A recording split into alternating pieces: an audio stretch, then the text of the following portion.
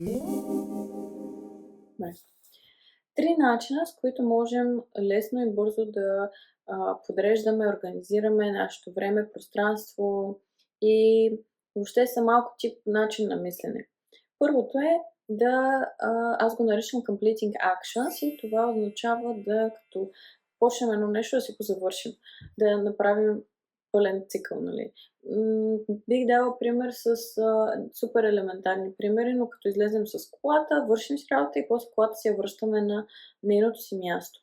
Същото аз това го имплементирам в всичко, например, като взема една ножица и тя ми трябва след това ще я върна точно където стои.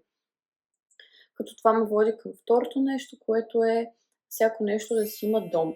Да има едно място, което живее и максимум вила на морето, нали, типа шкаф за всичко или панерче, в което някой път държим повечко неща. Идеята е, че така винаги знаем кое къде е и въобще адресната ни книга в мозъка не е толкова претоварена, защото истината е, че всички тези неща, когато не са лесни и приятни и практични, натоварват нашия мозък.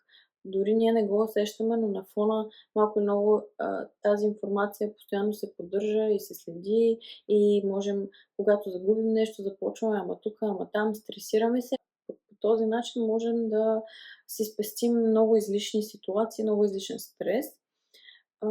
От сумарно първите два хака, които аз ползвам, бих казала, ам, аз достигнах до това, защото бях от този тип хора, които постоянно всичко им е разхвърляно и чакат, нали, са си определили ден, в който да си подредят. Се чудих, добре, защо хем си оправям, нали, хем ми е разхвърляно. И всъщност стигнах до извода, че са такива прости, малки неща през деня, които отнемат секунди, а в същото време имат огромен резултат, който е да не довеждат до такъв тип няколко часа да трябва да оправяш или, нали, да губиш неща и така.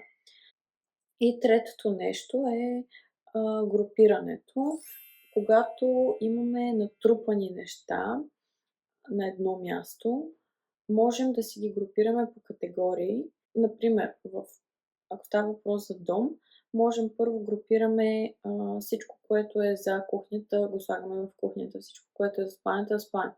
По този начин един голям проблем, който е цяла купчина с неща, го разделяме буквално, визуално на няколко по-малки проблема.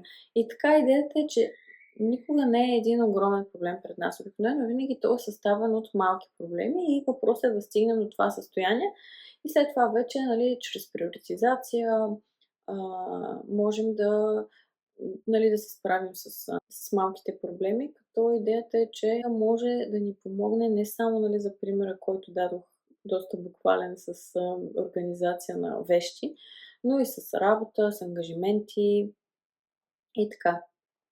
И бонус, нещо, което аз използвам доста в моето ежедневие и най-вече като начин на мислене е малкото е много.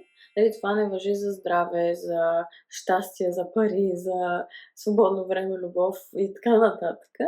Това важи за неща като вещите ни, дрехите ни, ангажиментите ни, неща, които евентуално могат много лесно всъщност да ни носят едно претоварване и стрес, който ние даже не осъзнаваме.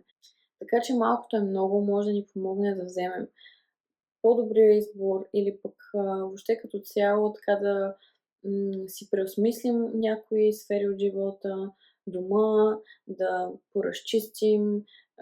Има страхотни благотворителности, които също можем да дадем.